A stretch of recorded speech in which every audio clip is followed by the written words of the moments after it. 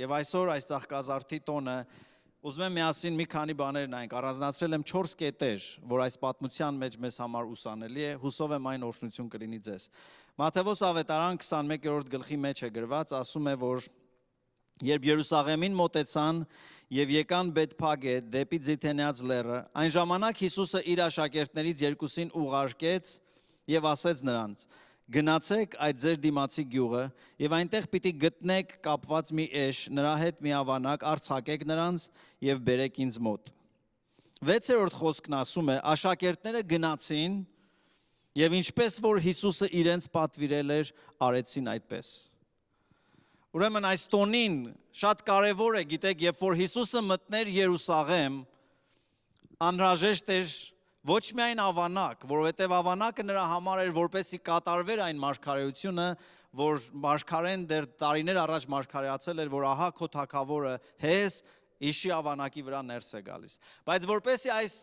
մարգարեությունը կատարվեր, կար Հիսուսը, որ ճիշտ ժամանակին հայտնվել էր Աստծո կամքով ճիշտ տեղում, ավանակը կար ինչ-որ տեղում, ինչն էր պակաս, որպեսզի այդ փառավոր մուտքը Երուսաղեմ կատարվեր։ Պակաս էին հնազանդ աշակերտները։ Եվ Հիսուսը գրված է կանչեց իր աշակերտներից երկուսին եւ ուղարկեց նրանց ու ասեց գնացեք այդ դիմացի գյուղը։ Հիմա մենք բոլորս Քրիստոսի աշակերտներն ենք։ Այսօր շատ ենք ցավոք սրտի հանդիպում մարդկանց, ովքեր քրիստոնյա են, բայց աշակերտ չեն, ովքեր Հիսուսին սիրում են, բայց Հիսուսի համար չեն ուզում որևէ բան անել։ Մենք տեսնում ենք, որպեսզի Քրիստոսի մուտքը, փառավոր մուտքը Երուսաղեմ իրականություն դառնար, պետք էին հնազանդ աշակերտներ, որոնք կհնազանդվեին Հիսուսին, կանեին այն, ինչ որ նա ասում էր։ Եվ այստեղ գրված է նրանք գնացին եւ արեցին հենց այնպես, ինչպես Հիսուսն իրենց ասել էր։ Դաս համար առաջին, որպեսզի Քրիստոսի փառավոր մուտքը մեր կյանքերի մեջ եւ ընդհանրապես տարբեր տեղեր տեսնենք Աստծո գործը, ինչ է պետք մեզ դառնալ, հնազանդ, Տիրոջը այո ասող, Տիրոջ համար գնացող ժողովուրդ։ Գիտեք, ամեն անգամ, երբ որ ես եւ դու ընտրության առաջ ենք Աստծուն հնազանդվել, թե չէ, դրա մեջ վախ կա։ Դուք պատկերացնում եք այս աշակերտներին Հիսուսն ասում է գնացեք։ Նախ դա հեռավորություն էր, չգիտենք ինչքան էր հեռու այդ գյուղը, բայց նրանք ժամանակ էին ծախսելու, էներգիա էին ծախսելու։ Բայց ամենավախենալու պահը նա է, որ նրանք պիտի գնային ուրիշի տուն գողության։ Այդպես էր երևում, որովհետև պիտի գնային ուրիշի ավանակն արձակելու, բայց հնազանդությունը, որպեսի կատարյալ լինի, մենք չպետք է ավելորդ հարցեր տանք։ Շատ ժամանակ Աստծո խոսքի մեջ մենք բաներ ենք կարդում, որ կատարելը մի տեսակ վախենալու, մտածում ենք, եթե ես սա անեմ, բա ինչ կլինի։ Չէ, Հիսուսն ասում է գնացեք եւ ավետարանը քարոզեք ամեն ստեղծվածի։ Մենք շատ հաճախ մտածում ենք, բա որ գնանք ու քարոզենք ու չլինի, փոխանակ այս աշակերտների պես մենք պետք է վստահենք Հիսուսին եւ անենք հենց այնպես, ինչպես Հիսուսը մեզ ասում է անելու։ Համաձայն եք։ Մատթեոս ավետարանի մեջ 15-րդ գլխի մեջ Հիսուսը մեջ է բերում մարգարեի խոսքերը եւ ասում է այս ժողովուրդը ինչ շրթունքներով օրհնում է, բայց նրանց սիրտը ինձնից հեռացած է։ Գիտեք, որ այսօրը, ծաղկազարդի այսօրը ամբողջ Երուսաղեմում մի մեծ աղաղակ ու ամբողջ էր, որովհետև հազարավոր մարդիկ դուրս էին եկել եւ ասում էին դու օրհնյալ թագավոր ես Հիսուս, արի։ Մեկ շաբաթ հետո եւ մենք 5 շաբթի օրը միասին տոնելու ենք կամ հիշատակելու ենք ավակ ուրբաթը, որտեղ այդ նույն ամբողջը խաչում էր Հիսուսին։ Եվ Հիսուսը 15-րդ գլխում դեռ առաջ ասում էր ճիշտ այս ժողովուրդը ինձ փառաբանում է շրթունքներով, բայց նրանց սիրտը ինձնից հեռու է։ Շատ հետաքրքիր է, մենք ինչով էլ կարող ենք Աստծուն փառաբանել, չէ՞։ Յուրաքանչյուրս, որ ուզում ենք Աստծուն փառք ասել, մենք օգտագործում ենք մեր շուրթերը։ Եվ կարծես մարգարեն նոր բան չի ասում է ժողովուրդը շրթունքներով օրհնում է ինձ։ Բա ուրիշ ինչ ձև կարող ենք Աստծուն օրհնել։ Չէ՞ որ մենք Աստծուն օրհնում ենք մեր շրթունքներով, բայց պարզվում է, որ Աստված ուզում է, որ ոչ միայն մեր շրթունքները երգեն իրեն, այլ մեր սիրտը երգի։ Եվ ես հաճախ ինձ հայտնաբերել եմ, որ իմ շրթունքները երգում են, բայց իմ սիրտը լուռ է։ Եվ Հիսուսն ասում էր, ես հետաքրքրված եմ այն փառաբանությունով, այն ովսանաներով, այն թագավոր գոչելով, որին միացած է քո սիրտը։ Եվ սիրելիներ, շատ կարևոր է, որ մենք ոչ միայն շրթունքներով, որովհետև հայ ազգը մենք շրթունքներով շատ ենք Աստծուն գովաբանում, բայց մեր սիրտը արդյոք մոտիկ է։ Այս հեռավորությունը, այս 25 սանտիմետր Աստծո համար շատ կարևոր է։ Աստված նայում է մեր շրթունքներով, օրհնում ենք, բայց Աստծուն հետաքրքրում է այն պաշտամունքը, որ գալիս է սրտից։ Բայց շատ հաճախ, երբ որ մեր սիրտը զբաղված է այլ բաներով, տեղ չկա Հիսուսի համար, դրա համար միայն կա շրթունքներ, որին Աստված ուշադրություն չի դարձնում։ Եվ հաջորդ բանը, որ տեսնում ենք այս պատմության մեջ, աշակերտները հնազանդվում են, ուրեմն առաջի կետը, որ մեզ պետք է տոնել Հիսուսի փառավոր մուտքը մեր կյանք եւ ուրիշների կյանք, հնազանդվելն է նրան։ Եթե այս երկու աշակերտները չհնազանդվեին, այդ իրողությունը չէր կատարվելու։ Հիսուսը եկել է մեր կյանք, սիրելիներ, որովհետև ինչ որ մարդիկ հնազանդվել են Աստծուն։ Դու որ այստեղ նստած ես այսօր, պատճառը նա է, որ ինչ որ մեկ է, ինչ որ մեկ օր հնազանդվել է Հիսուսին եւ քեզ ավետարան է քարոզել։ Եթե այդ որևէ մեկը չլիներ քո կյանքում, եթե նա ում միջոցով դու Աստծո խոսքը լսել ես չհնազանդվեր Աստծուն, դու հավանաբար ես էլ դու էլ այստեղ չենք լինելու։ Փառք Աստծուն այդ հնազանդ աշակերտների համար։ Եվ այսօր որ ծաղկազարդ է, մեկ դաս եւ աղոթք, որ ուզում եմ մեզ հետ տանենք, սա է դարձրու ինձ այդ հնազանդը, որ երբ որ ուղարկես ինձ ասելու գնա այս գյուղ, գնա այս քաղաք, այնտեղ ավանակ կարծակի, ինչքան էլ վախենալու լինի, ես կարողանամ վստահել, որ դու ինձ չես ասի մի բան անել, եթե նախորոք ինձ համար պատրաստած չլինես։ Գիտեք, 2015 թվականին, երբ որ մենք Հայաստանից պիտի գայինք այստեղ, շատ արդյունքներ կար, շատ վախեր կար, շատ հարցեր կար։ Այսօր մենք այստեղ ենք, ես ետ եմ նայում եւ հասկանում եմ, որ 2015 թվականին Աստված իր սրտում ու մտքում ուներ այն, ինչի համար մեզ ուղարկում էր եւ այն ժամանակ դա մեզ համար վախենալու էր, հարցերով լի էր եւ դժվար էր։ Ամեն անգամ, երբ որ կզգաս, որ Տերը մղում է քեզ մի բան անելու, դա միշտ պիտի լինի ռիսկային, դժվար, բայց հիշի, Տերը չի ուղարկի քեզ մի տեղ, եթե այդ տեղում արդեն քեզ համար պատրաստություն տեսած չլինի։ Երկրորդ բանը, որ պատմության մեջ տեսնում ենք, Հիսուսը մտնում է Երուսաղեմ։ Մարդիկ ոգևորված են, փարիսեցիները վախեցած են։ Առաջի տեղը, որ Հիսուսը մտնում է, Մատթեոս ավետարան 21-րդ գլուխ 12-ից 14 խոսքերն են կարդում։ Հիսուսը մտավ Աստծո տաճարը եւ դուրս հանեց ամեն նրանց, որ տաճարի մեջ ծախում էին եւ առնում էին, դրամ էին փոխում, սեղան եւ աղավնի ծախողների աթոռները կործանեց եւ ասեց նրանց. գրված է, իմ տունս աղոթքի տուն պիտի կոչվի, բայց դուք այն ավազակների ворջ եք դարձրել։ Երբ որ Հիսուսը գալիս է մեր կյանքի մեջ, նա չի կարող գալ եւ process-ներ չսկսվել։ Երբ որ մենք մեր սիրտը բացում ենք Հիսուսի առաջ, խոսքն ասում է դուք նրա համար դառնում եք Սուրբ Հոգու տաճար։ Եվ երբ որ նա գալիս է մեր կյանքի մեջ, երբ որ այսօր մենք ուզում ենք մեր ձեռքերը տարածել, ասել դու Հիսուս մեր կյանքի թագավորն ու Տերն ես, նա գալիս է մեր կյանք, առաջի բաներից մեկը որ անում է, նա մաքրում է մեր սիրտը։ Նա մաքրում է տաճարը, որովհետև այդ սիրտը, ինչպես ասում է, այս տաճարը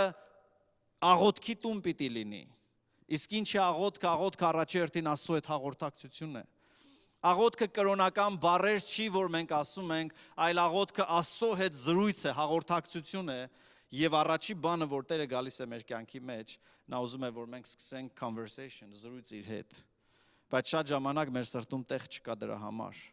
Եվ նա պիտի մաքրի այս տաճարը, նա պիտի սրբացնի։ Դա էր պատճառը, որ Հիսուսը փարիսեցիներին անդադ մեղադրում էր, ասում էր, դուք ծեփած գերեզմանի եք նման, որովհետև դրսից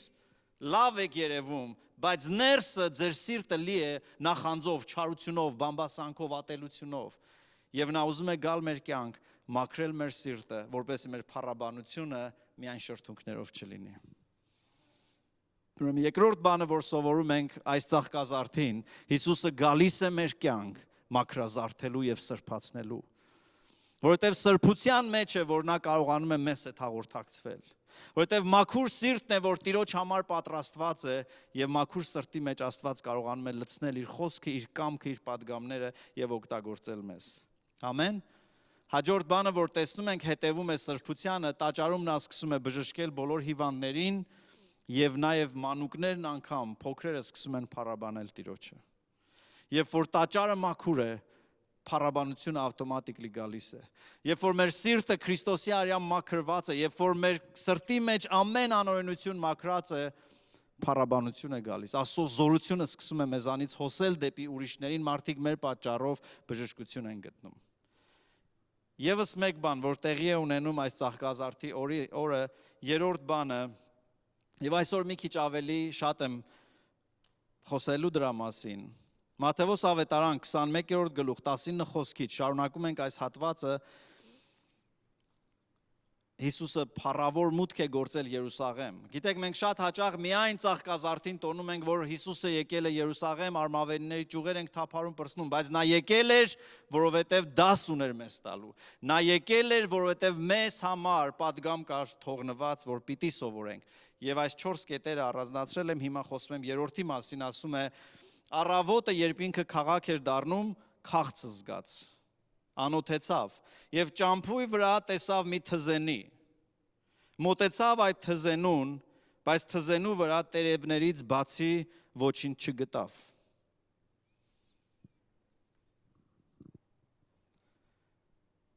Եկավ քաղաք,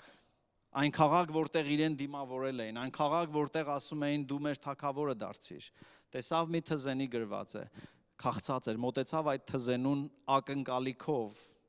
բայց գրված այդ թզենու վրա ոչինչ չգտավ բացի տերևները։ Երբ որ Հիսուսը գալիս է մեր կյանք, ժամանակներ կա, որ նա մոտենում է մեր կյանքի պտուղները տեսնելու։ Եվ այս թզենին իրականում թզենի էր, բայց բացի տերևներից ուրիշ բան չկար։ Տերևները բացահայտում են ծառի ինչպիսին լինելը, չէ՞։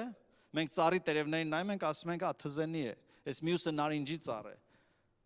Թզենին երևում էր, որ թզենի է, բայց երբ որ Հիսուսը մոտեցավ, պտուղ չկար։ Բացի տերևները ուրիշ բան չկար։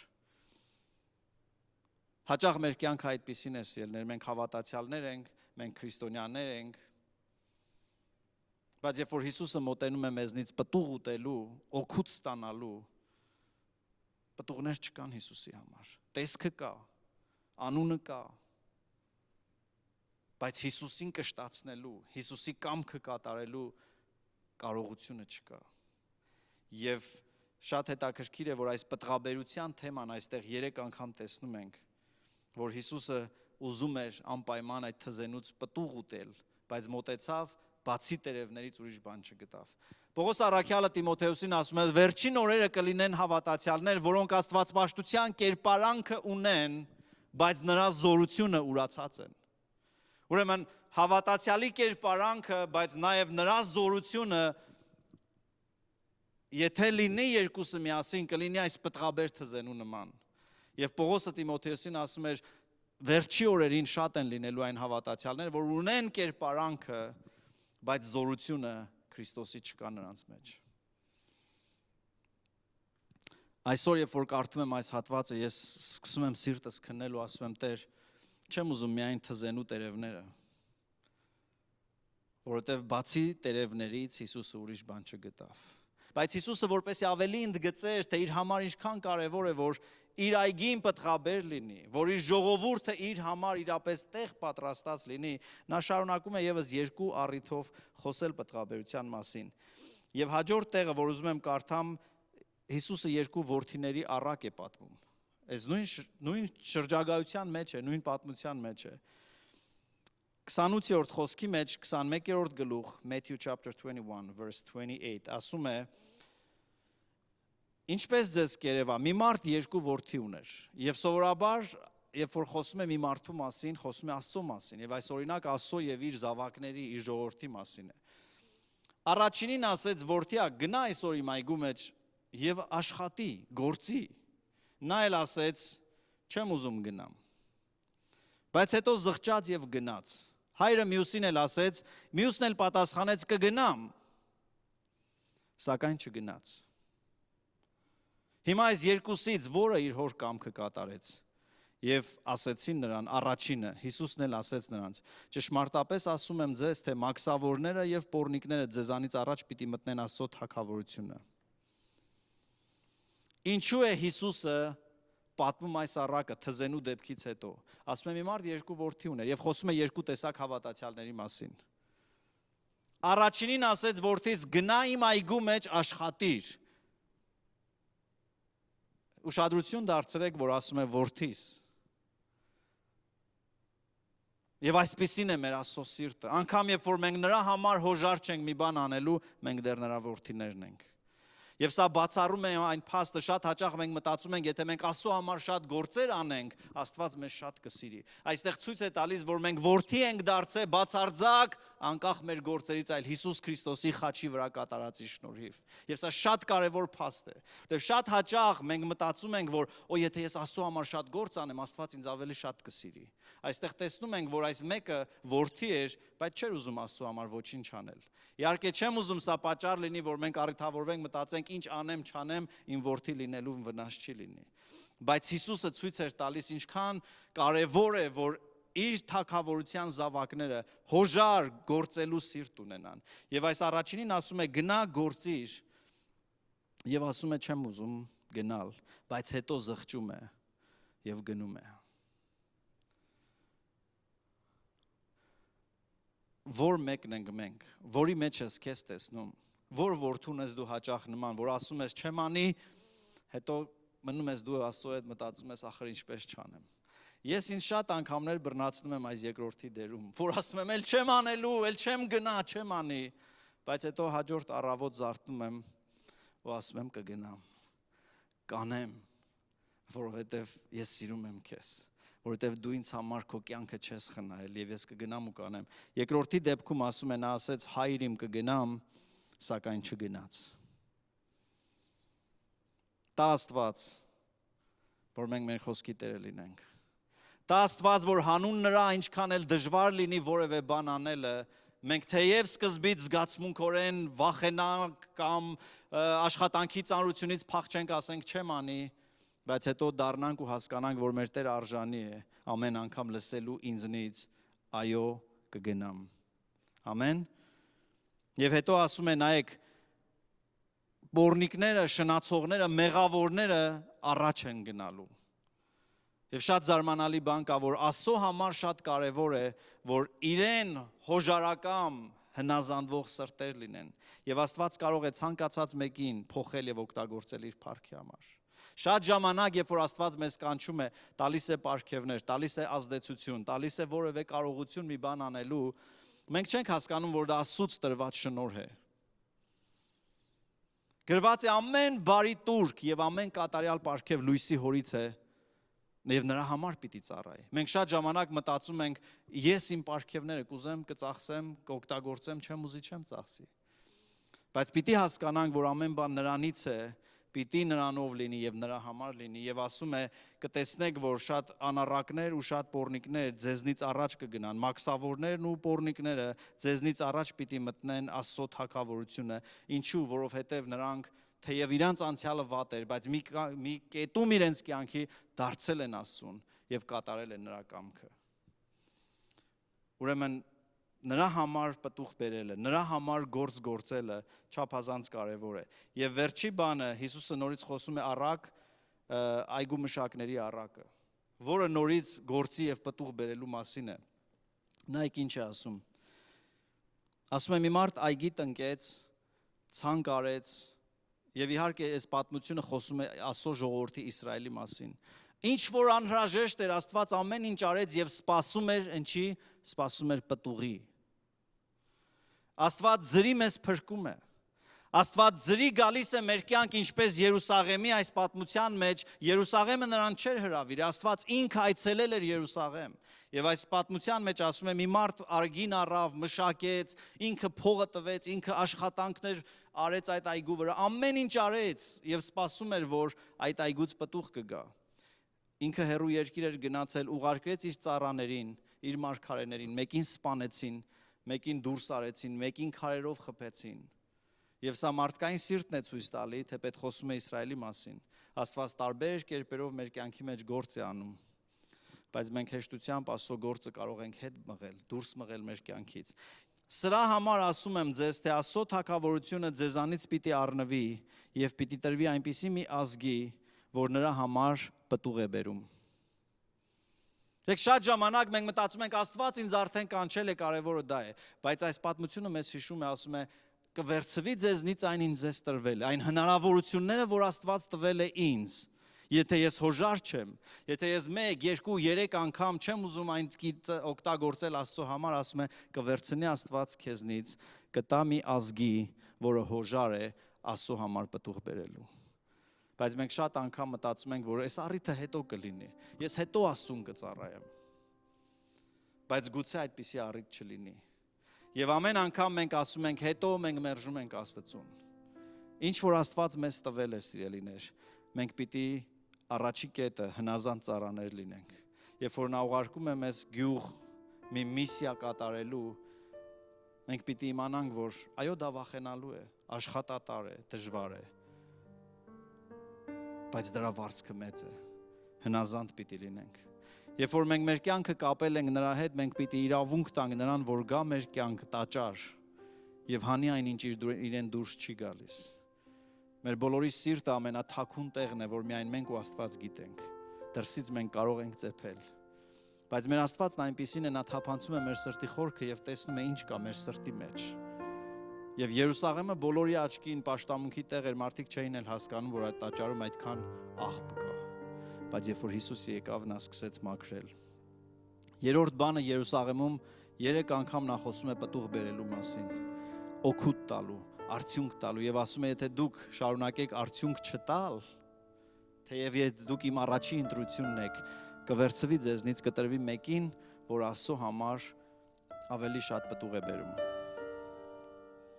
Ամեն։ Եվ վերջում այս պատմությունը, գիտեք, տոնում ենք Հիսուսի մուտքը, բայց մի քանի օր հետո Հիսուսը դուրս է գալիս Երուսաղեմից։ Դուրս է գալիս Երուսաղեմից արցունքներն աչքերին։ Դուրս է գալիս Երուսաղեմից լացելով ու ասում է Երուսաղեմ, Երուսաղեմ, ես քանի անգամ փորձեցի քեզ հավաքեմ իմ թևերի տակ ինչպես հավը իր ձագերին, բայց դու չուզեցիր։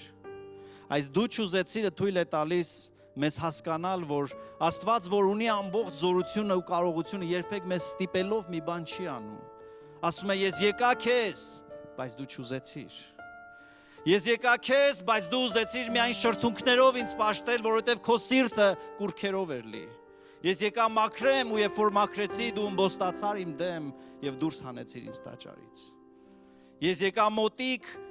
պտուղներ քաղելու քեզնից, բայց դու տերևից բացի ուրիշ բան չունեիր ինձ համար պատրաստած։ Ես քեզ ասեցի կգնաս, դու ինձ խոստացար, որ կգնաս, բայց հետո փոշմանեցիր ու չգնացիր։ Ես քեզ գնեցի իմ արյամբ, ցանեցի իմ խոսքը քո մեջ, թշնամիներից քեզ ազատեցի, այգի դարձրի ու սպասեցի պտուղին ու երբ որ եկա պտուղ տալու, պտուղ չկար։ Եվ հիմա նա դուրս է գալիս Երուսաղեմից արցունքներ աչքերին ու ասում է ես քանի անգամ փորձեցի Երուսաղեմ, դու չուզեցիր։ Ասա դու չուզեցիր։ Ես ուզում եմ, թե չեմ ուզում, դա մեծ դեր է խաղալու Աստծո գործի հաղթական ավարտին իմ կյանքի մեջ։ Աստված երբեք ինձ չի ստիպելու, նա միակ զենքը, որ իմ դեմ օգտագործում է, իր սերն է, նա սիրով է մեզ համոզում։ Եվ երբ որ նա դուրս էր եկել, գրված է, դուրս էր եկել Երուսաղեմից գնալու, նրա աշակերտները Մատթեոս 24-րդ գլխի մեջ է գրված, ասեցին վարդապետ, վարդապետ, նայի այս շենքերի գեղեցկությանը, տես ինչի ասքան չէ այս տաճարը։ Բայց նա գրված է, իր դեմքը դեպի դուրս, մեջքով դեպի տաճարն էր։ Եվ աշակերտները հիացած այդ շենքերի գեղեցկությամբ, կառույցի մեծությամբ ու Հիսուսն ասում է, ճշմարիտ եմ ասում, քարը քարի վրա չի մնալու, ամեն բան քանդվելու է։ Քանդելու է, որովհետև դուք ինձ չուզեցիք։ Քանդվելու է, որովհետև դուք շուրթերով ասեցիք, դու օրհնյալ ես, որ գալիս ես որպես թագավոր, բայց երբեք թույլ չտվեցիք թագավորեմ ձեր կյանքի մեջ։ Դուք ինձ դուրս մղեցիք, ես դուրս եմ գալիս, բայց որովհետև ես դուրս եմ գալիս, քարը քարի վրա չի մնալու։ Կապ չունի ինչքան ուժեղ է մեր կյանքը, ամուսնությունը, առողջությունը, ընտանիքը, եկեղեցին, երբ որ Հիսուսը մերժված է եւ դուրս է գալիս այդ տեղից, ընդամենը ժամանակի խնդիր է եւ այդ ամեն ինչը կքանդվի։ Եվ այսօր, երբ որ մենք տոնում ենք ծաղկազարդը, երբ որ մենք վերցնում ենք արմավենու ճյուղերն ասելու Հիսուս դու Տեր ես, ես ուզում եմ, որ մենք այս հասկանանք այս հերթականությունը, այս ամբողջ պատկերը տեսնենք եւ սրտանց այս 4 բանը խնդրենք Տիրոջից, տուր ինձ հնազանդ սիրտ, որ երբ որ ինձ ուղարկես, ես գնամ։ Երկրորդը, սրբիր իմ սիրտը, մաքրիր ամեն տեսակ կուրքերից, բոլոր այն բաներից, որ քո տաճարում չպիտի լինի, բայց դեռևս կա, որովհետև դու ասել ես, այս տաճարը կանչված է աղոթքի տուն լինելու, հաղորդակցության տեղ, իմ սրտի մեջ, Տիրոջ հետ